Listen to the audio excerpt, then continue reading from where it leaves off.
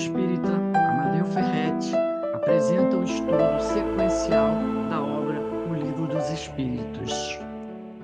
Olá, meus irmãos, muito boa noite. É com alegria que estamos aqui mais uma vez para mais uma tarefa, agradecendo a Deus a oportunidade de estarmos aqui junto a vocês e de poder estudar um pouquinho mais dos ensinos do Cristo, dos ensinos dos bons espíritos que nos trouxeram, e assim reforçar o nosso conhecimento e o nosso aprendizado em nossa caminhada. Então, o tema que eu escolhi na noite de hoje foi sinais dos tempos, né? Vamos falar dos tempos, que são os tempos, né, que estamos vivenciando agora, né? Das nossas dificuldades, tudo isso que nós estamos, né, vivenciando. E para começarmos, nós vamos ler do livro Pão Nosso, uma mensagem de Emmanuel, pela psicografia de Chico Xavier. É a lição 79, que fala o mas e os discípulos. Tudo posso naquele que me fortalece.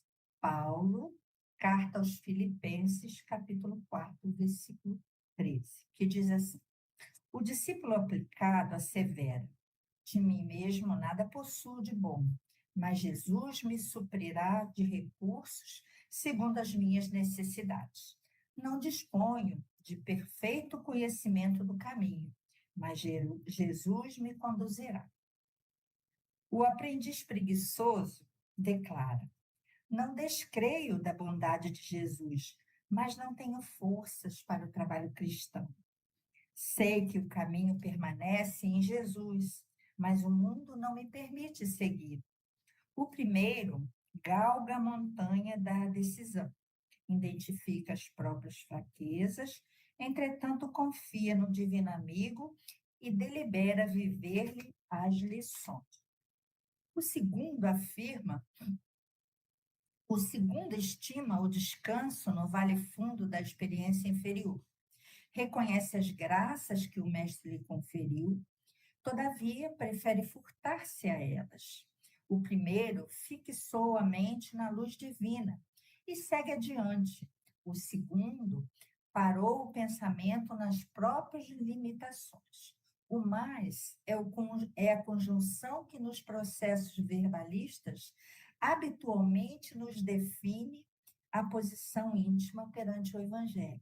Colocada à frente do santo nome, exprime-nos a firmeza e a confiança, a fé e o valor.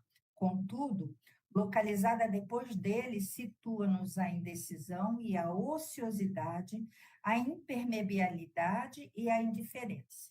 3 letras apenas denunciam-nos o rumo. Assim recomendam meus princípios, mas Jesus pede outra coisa. Assim aconselha Jesus, mas não posso fazê-lo. Através de uma palavra pequena e simples, fazemos a profissão de fé ou a confissão da ineficiência. Lembremos-nos de que Paulo de Tarso, não obstante apedrejado e perseguido, conseguiu afirmar vitorioso aos filipenses: tudo posso naquele que me fortalece. Então, vamos elevar a Deus o nosso pensamento, ao nosso amigo, irmão, ao nosso pastor Jesus, e suplicar as bênçãos do alto a nosso favor, nos envolvendo nesses eflúvios de paz, de amor, luzes que nos iluminam, luzes que recebemos do alto. E agradecido, Senhor, por tantas benesses, nós só temos que continuar a nossa caminhada, não mais dizendo esse mais, que se opõe às verdades eternas, mas o esforço contínuo, o trabalho no bem, do crescimento espiritual, da nossa renovação íntima, nesta caminhada que nos leva aonde Jesus nos colocou para sermos perfeitos, como perfeito é nosso Pai. Fica conosco, Senhor, nos inspire as ideias e que assim possamos seguir sobre a tua égide. Assim seja. Graças a Deus. Né? Então, À medida que nós formos conversando, eu vou dar para vocês a bibliografia, né, dos evangelistas, temos Mateus e João, depois eu passo os capítulos, e também estudamos na Gênesis, no Livro dos Espíritos, né, para trazer a lição da noite de hoje. Então, essa parte é o aprendizado com os profetas. Então, se a gente vê lá no Velho Testamento, a gente vai ter muitas profecias em relação aos finais de tempo, em relação às coisas futuras. Né? Então, a gente tem o Daniel, a gente tem Jonas, que um é um profeta que é curtinho, e as narrações dele é como se fosse uma novela, né? Dele fazendo esse mais, não quero ir, mas no fim ele precisava ir. Né? E temos também no Novo Testamento Jesus, que nos trouxe a sua mensagem, que veio anunciar essa era da regeneração da humanidade. Então, ele, no Mateus, no capítulo 24, no versículo de 6 a 8, ele fala de guerras, né? Ele fala, e ouvireis de guerras, nação contra nação, reino contra reino, fome, pestes e terremotos em vários lugares. Né? E, continuando, nós vamos para Mateus também, no capítulo 24, no versículo 23 a 24, Jesus faz uma advertência sobre os falsos cristos e os falsos profetas, que farão grandes sinais e prodígios que enganarão a todos. Tá? E continuando em Mateus, no capítulo 29, versículo 29 não, capítulo 24, versículo 29 a 30, que fala das aflições desses dias. Aí ele diz que o sol escurecerá, a lua não dará a sua luz, as estrelas cairão do céu. Né? Então, a gente vê que são palavras no sentido alegórico, pois sabemos hoje que isso não vai acontecer, né? Das estrelas caírem no céu. Mas Jesus narrava para impressionar aquelas inteligências que ainda eram rudes, né? E precisava dessas coisas assim fortes para que pudesse ser impressionados. Então, essas passagens, elas aconteceram quando Jesus estava no templo, junto com seus discípulos, e ao sair, né, os discípulos se aproximam de Jesus e mostram a suntuosidade daquele templo, a grandiosidade, e Jesus vira para eles e diz: vocês estão vendo tudo isso? Eu garanto a vocês que não ficará pedra sobre pedra. E a gente sabe que isso realmente aconteceu com aquele templo. Né? E após isso, quando eles já estavam no Monte das Oliveiras, sentado, os discípulos particularmente procuraram Jesus e perguntaram: dize-nos quando vai acontecer isso e qual será o sinal da tua vinda e do fim do mundo? Né? Então, essas palavras elas foram gravadas, registradas de uma forma alegórica, não é para tomar ao pé da letra. Então, as profecias de Jesus elas estavam se referindo às provações reservadas à humanidade de acordo com os ditames da lei do progresso.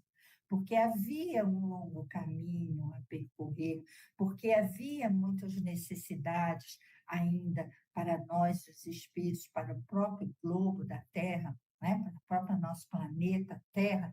Então, essas predições de calamidades de todos os gêneros que iriam assolar e que dizimariam a humanidade. Né? Então, essas calamidades, elas são decorrentes da luta extremas entre bem e o mal, entre a fé e a incredulidade, e as ideias progressistas e as ideias retrógradas. Então, essas eram coisas que aconteciam atrás e que ainda hoje acontece entre nós. Nós vamos discorrer melhor sobre essas passagens de Mateus, em que ele vai colocando, né, as falas de Jesus. Né? Então, a gente vai para Mateus capítulo 24, versículo 30, que são as palavras de Jesus, que diz assim: então aparecerá no céu o sinal do Filho do Homem, e todas as tribos da terra se lamentarão, e verão o Filho do Homem vindo sobre as nuvens do céu, com poder e grande glória. Tá? Então, teremos, após isso, essa profecia, né, a difusão por toda a terra do Evangelho de Jesus, né, do Evangelho de Cristo, que restaurará todas as coisas na sua pureza primitiva. E depois disso, teremos sim o reinado do bem. O reinado do bem e da fraternidade, né? E todos nós estamos esperando ansiosamente por isso, né? Mas é um reinado que só vai se dar quando cada um de nós fizer a sua parte, quando cada um de nós dar de si na sua transformação, no seu trabalho em ação para benefício de todos. Né? Então, quando ele diz assim, e ouvireis de guerras e rumores de guerras, que a gente não se assustasse, porque é preciso que isso aconteça. Né? Então, essas profecias, elas provocam reações antagônicas. Para alguns, aqueles que são incrédulos, que são indiferentes, não importa nada. E, em segundo lugar, para aqueles crentes, mas que também tudo aceitam sem nenhuma análise e vão lhe dando um caráter que é misto, que é sobrenatural. Então, ambas essas interpretações, elas são errôneas, porque, na verdade, a primeira delas, dos incrédulos, é a negação da providência de Deus para nós, do cuidado que o Pai tem para com toda a sua criação, muito mais para com os seus filhos, que somos todos nós, né? E, em segundo lugar, para aqueles os crentes, tais palavras não anunciam a perturbação das leis da natureza, mas o cumprimento dessas leis. Então, todos nós que compreendemos a dor, que aceitamos a dor, né, de uma forma correta, né, com resignação, né, e essas consequências que a dor nos traz, né, que são nossos erros do passado, né? Então, a gente tem que ter a preocupação de ter o conhecimento de suas causas. Por que que acontece isso? Então, quando nós temos a, a sabedoria da causa, fica mais fácil para nós lidarmos com todas essas dificuldades que a gente convive, né? Então, é preciso muita sabedoria para nós sabermos a origem dessas dores, a origem dessas coisas, desses sofrimentos, e descobrir que elas acontecem e tem uma razão de ser para que elas aconteçam. Né? Então, somente assim é possível para nós amenizar essas dores, neutralizar essas dores, ou até mesmo impedir essas dores, para que elas não nos alcancem. Né? Então, qual é a causa do sofrimento humano? É o atraso moral, é a ignorância das leis de Deus. Tá? Então, as guerras e as outras calamidades são lutas fratricidas, irmãos contra irmãos, que são originárias da imperfeição moral e intelectual nossa, né? Porque nos dispomos ainda a guerrear com o nosso irmão. Mas o Cristo nos afirmou que é preciso que haja escândalo no mundo. Né? Por que que é preciso que haja escândalo no mundo? Por nossa imperfeição. Porque somos propensos ainda a praticar o mal. Porque árvores más só dão maus frutos. E as árvores boas, elas dão bons frutos. E quais são as nossas escolhas, né? Então, há duas formas de destruição na natureza. Uma que é natural, né? E a outra que é abusiva. A natural garante a diversidade biológica e a melhoria dos seres vivos, garantindo a manutenção da vida no planeta, né? E faz parte do processo de transformação que tem por fim a renovação e a melhoria dos seres vivos, né? Então, tudo vai caminhando, tudo concorre para a melhoria, somos envolvidos pelo amor do nosso Pai, né? Somos envolvidos pelos cuidados de Jesus, para que a nossa caminhada ela possa ser a melhor possível, para que nós possamos ir diminuindo essas dores, essas provações, essas situações tão difíceis que nós vivenciamos, né? E a outra destruição abusiva, né? Que a gente pode colocar aí a guerra e outros flagelos também que são provocados pelo homem, né? E a gente se deixa governar pela nossa natureza animal ainda, né? Em detrimento da nossa natureza espiritual, né? Pelo transbordamento das nossas más paixões. E a gente pode colocar aí, né, as duas principais, o egoísmo e o orgulho, que são paixões que atrapalham a nossa caminhada e a nossa evolução espiritual. Então, toda destruição que excede os limites da necessidade é uma violação das leis de Deus, né? E somos dotados do livre-arbítrio. Então, nós podemos escolher. Então, não devemos destruir sem uma necessidade, né?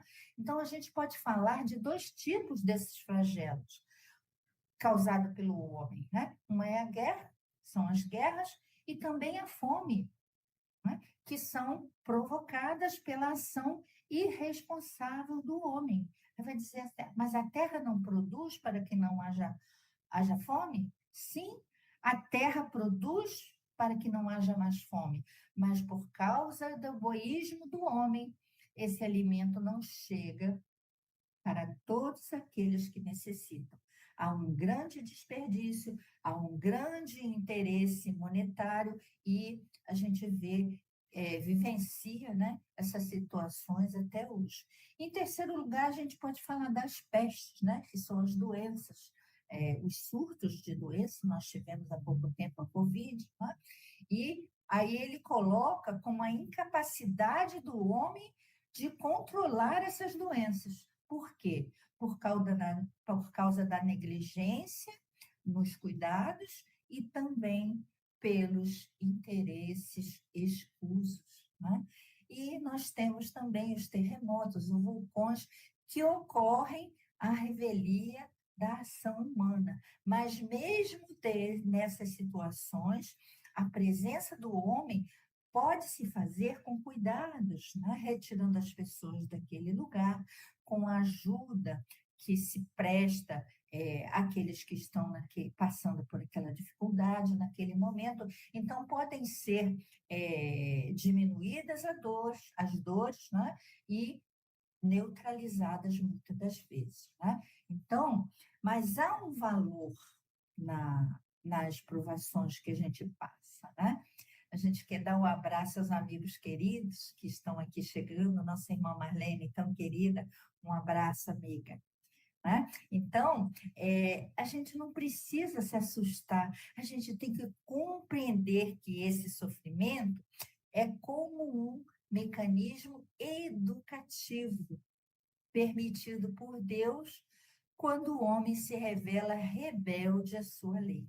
Então, quando a gente é rebelde, né, passamos pelas dificuldades e elas nos chegam para que nos eduquemos. Então, há valor nessas provações, porque o ser que já é moralizado, ele vê nessas provações como se fosse um remédio amargo, mas que é útil na sua caminhada espiritual, na sua melhoria espiritual. Tá? Então, nós vamos caminhando e vamos desenvolvendo os nossos valores.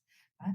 Os valores da inteligência, que buscam os meios para sanear todos esses flagelos que vivenciamos, a ter coragem, a não ter medo ou fugir da dor, né? A ter resignação, a ter resiliência na ajuda prestada àquele que sofre, né? A resignação quando o nosso coração aceita e ter bom ânimo, ter fé, porque nada acontece por acaso. Então, nós temos que extrair as lições e o devido aprendizado. Para quê? Para que a gente evolua, né? Porque todos nós estamos submetidos à lei do progresso, tanto fisicamente, né? Pela transformações dos elementos que compõem o nosso mundo, né? E a nossa ação pode torná-lo mais habitável, né? Saneando onde está alagado, irrigando onde é seco, né? Tirando as pedras, arando o terreno duro. Então, todas essas ações o homem pode fazer melhorando essa nossa condição física e também a melhoria moral, moralmente, pela depuração dos espíritos que aqui convivem. Aí eu falo dos encarnados e dos desencarnados que povoam o nosso mundo. Tá? Então, é, esses dois, essas duas partes que fala do nosso desenvolvimento físico e moral, eles se realizam paralelamente, não você realiza um e depois outro, não, eles vão paralelamente se realizando. Então, nós vamos desenvolvendo a inteligência, vamos desenvolvendo o senso moral e vamos abrandando os nossos costumes, né? As nossas maneiras de ser. Né? Então, Jesus fala desses tempos como o princípio das dores. Então, são movimentos que marcam o atual período que nós estamos vivendo. E a gente muito tem ouvido falar da transição planetária, né? Então, a gente sabe disso. Então, para que se estabeleça no futuro a regeneração do nosso planeta, a regeneração da humanidade, né? Então, a gente vê que será feito grandes progressos. A gente vê o desenvolvimento da ciência, o desenvolvimento das artes, né? A melhoria do bem-estar material. Então, a gente vê que se fez muito progresso do homem até hoje. Ao olharmos para trás, a gente pode ver que hoje a nossa vida está muito melhor, né? Mas olhando para frente, a gente ainda vê que falta um imenso progresso na parte moral, né?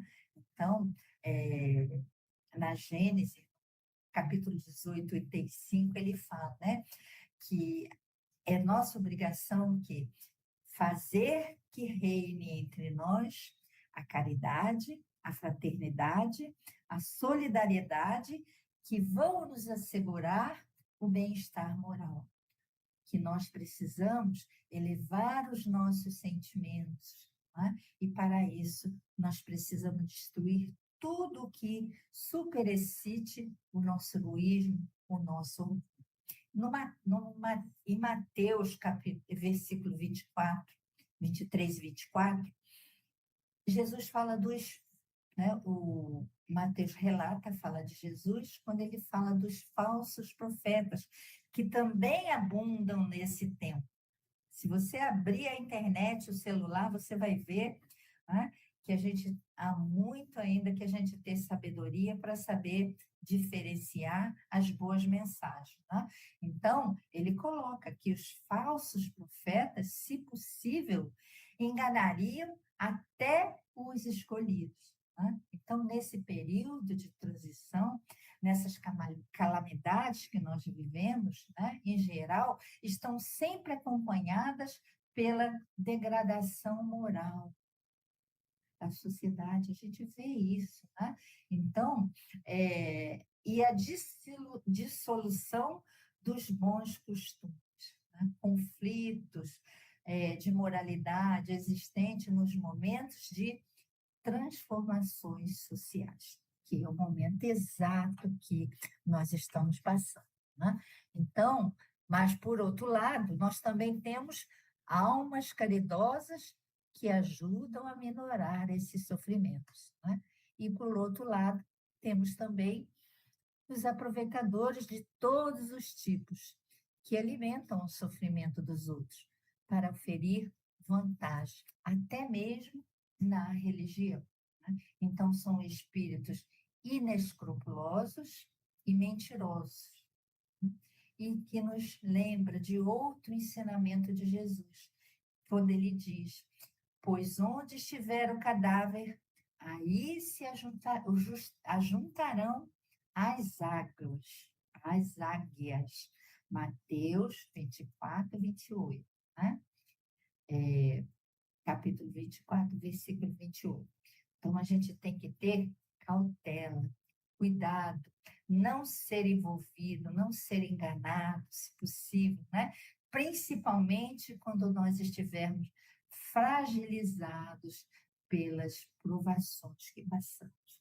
E aí nós lembramos o alerta de Jesus: vigiai e orai, justamente por esse período de transição que nós estamos vivendo, pela condição de muita dor, de muito sofrimento, mas também um período muito propício para a nossa aferição de valores morais em nossa caminhada.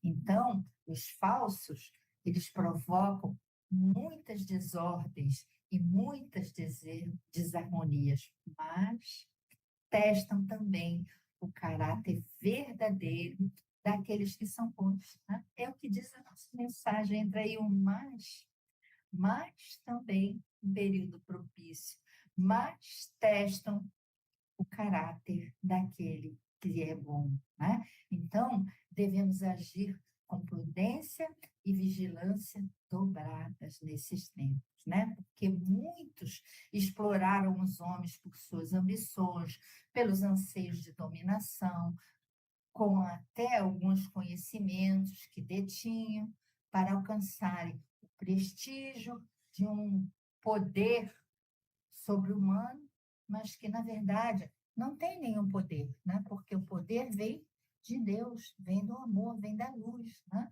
Então, as luzes que nós temos, as luzes que nós recebemos do alto, de Jesus, dos profetas, dos amigos espirituais, as mensagens dos luminares que chegam até nós, né? Nos dá a condição da gente fazer essa observância com cuidado, né? E quanto mais nós evoluirmos, vai diminuir mais ainda o número desses irmãos, porque as lições vêm e vai esclarecendo, né? E o Evangelho, no capítulo 21, no 8 e 5, ele fala: o verdadeiro profeta se reconhece por mais sérios caracteres exclusivamente morais. Então, como vamos saber se aquele que fala é o verdadeiro profeta? Pelos seus frutos, né? Pelo seu caráter moral, pela bondade verdadeira, né? Pela ação, pelos seus pensamentos de crescimento para todos, né? Então, nós temos que agir como Paulo, apóstolo, quando ele diz: examinai tudo, mas retende que é bom. Então, a carta que ele mandou, a primeira carta aos Tessalonicenses, no capítulo 5, versículo 21. Tá? Então, após essa transição, nós teremos uma vitória inequívoca de Jesus, dos seus postulados, né?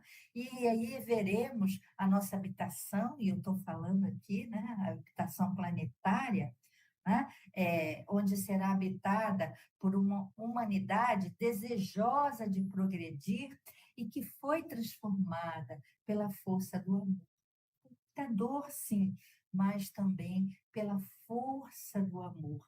Não seremos perfeitos ainda, né? Não seremos um planeta de puros espíritos, planeta de regeneração que inicia a sua caminhada, mas por espíritos desejosos de uma mudança moral, de um crescimento espiritual e de uma ação diferenciada numa nova sociedade, numa nova vida. Né? E aí, nós vamos terminar falando um pouquinho do outro apóstolo, que é João, né?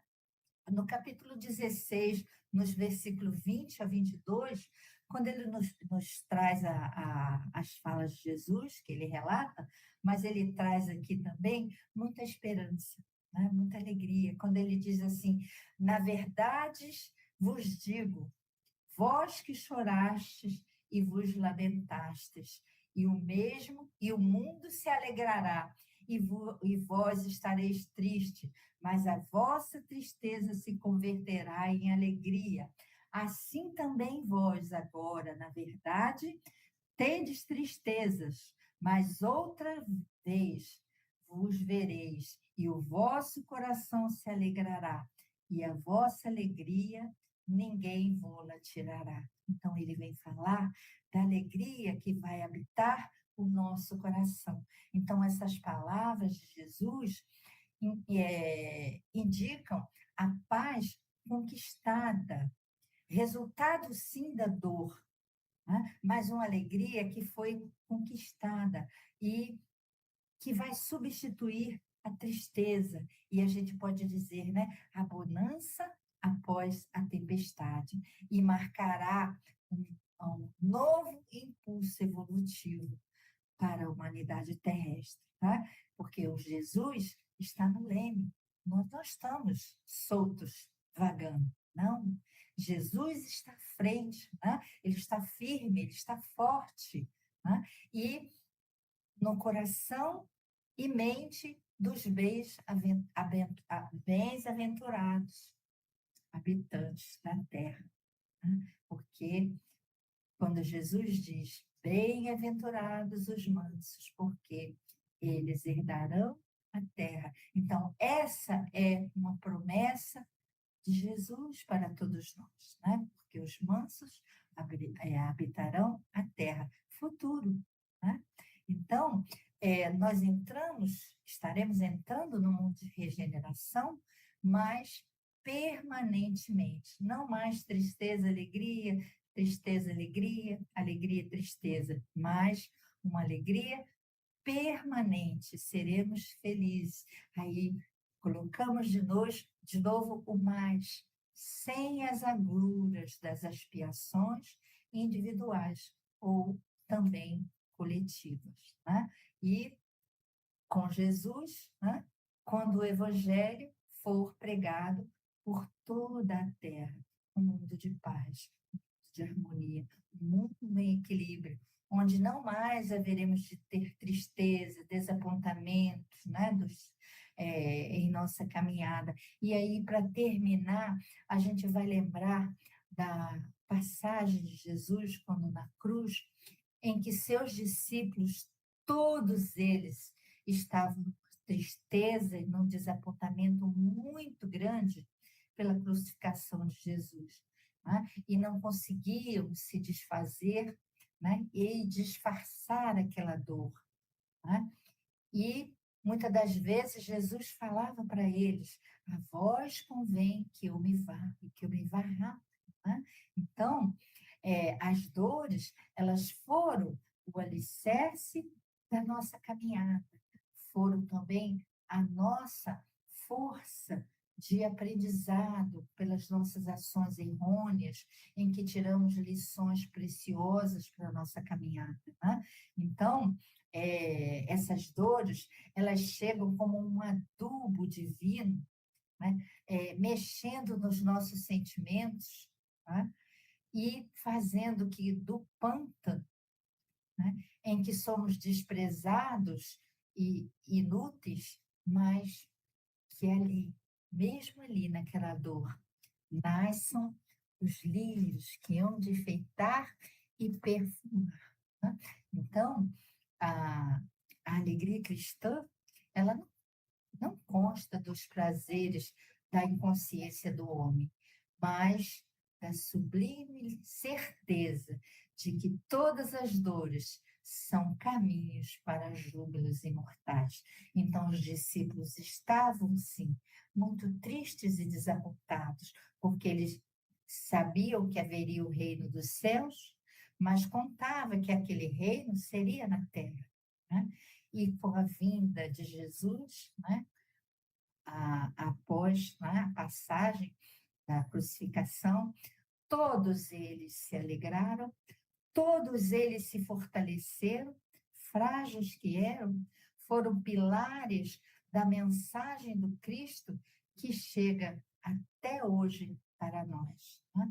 Então, temos que agradecer a todos esses irmãos que trouxeram a luz, que muitos, com muitos sacrifícios e muitas dores, com suas ideias progressistas, com seus ensinamentos valiosos, com seus exemplos de retidão, de coragem moral, para que nós chegássemos hoje onde estamos, né? Agradecemos a esses luminares que nos permitiram que chegássemos hoje com essa mensagem, que sejamos fortes e corajosos quando as dores chegarem para nós, mas que também nos prontifiquemos a ajudar aqueles que estão ao nosso lado.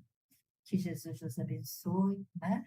E para terminar, eu trouxe uma passagem do livro Evangelho e Prosa e Verso, é a última mensagem, não é a última mensagem, não. É uma lição da nossa irmã Cleia, que foi recebida em 1998, lá no Lar de Teresa, que diz assim: as lições da árvore. Era uma árvore esplêndida, alta, de galhos fartos e frutos saborosos. Erguia-se na longa estrada e, vista ao longe, assemelhava-se a um portal tocado pela luz do sol. Os caminhantes nela encontravam o refúgio amigo, a sombra refrescante. A todos acolhia. Aos itinerantes empobrecidos, ela ofertava os frutos doces e revigorantes. Ninguém que por ela passasse seguia enfraquecido, porque ela sustentava cada um. Recebia em silêncio os que tentavam decepar-lhe os galhos para usá-la no atendimento aos seus interesses, e guardando o mesmo silêncio, ela reverdecia, ofertando mais sombra ainda. As crianças a buscavam peralta, subindo pelo tronco forte, tentando alcançar as alturas, gargalhavam felizes e elas sustentavam-os, firmando os ramos para que não tombassem em perigo. Recebia-as, portanto, alegre, sentindo-se recompensada quando por ela se sentia abraçada. Chegavam os temporais e ela, raízes fincadas na terra, desafiava-os impávida, majestosa. Confiava que, passado o temporal, o céu continuaria a cobertá-la com seu manto azul. As enxurradas lhe dariam mais vigor. O sol lhe renovaria a vida e ela prosseguiria servindo. Alma irmã, se queres ser feliz, sê como a árvore. Aquele que serve se lhes assemelha. Recolhe com carinho, reconforta as almas, trabalha em silêncio, espalha alegrias. Traz os pés fincados na terra, mas confia, acima de tudo, no poder dos céus. Alteia, pois, os teus ideais e estende tuas mãos para agasalhar, recompor, restaurar, renovar. Banha-te na alegria de doar um pouco do que tens aos que por ti passam de mãos vazias. Enfim, serve. A realidade que te cerca, por vezes, o aspecto de violento temporal, mas se compreenderes que estás na terra para amar e servir, a própria realidade descortinará os teus olhos, as vertentes dos recursos divinos, porque, acima de tudo, terás sobre ti a luz do sol, que é o amor de Deus, e isso te basta. E Cleia, graças a Deus, não é?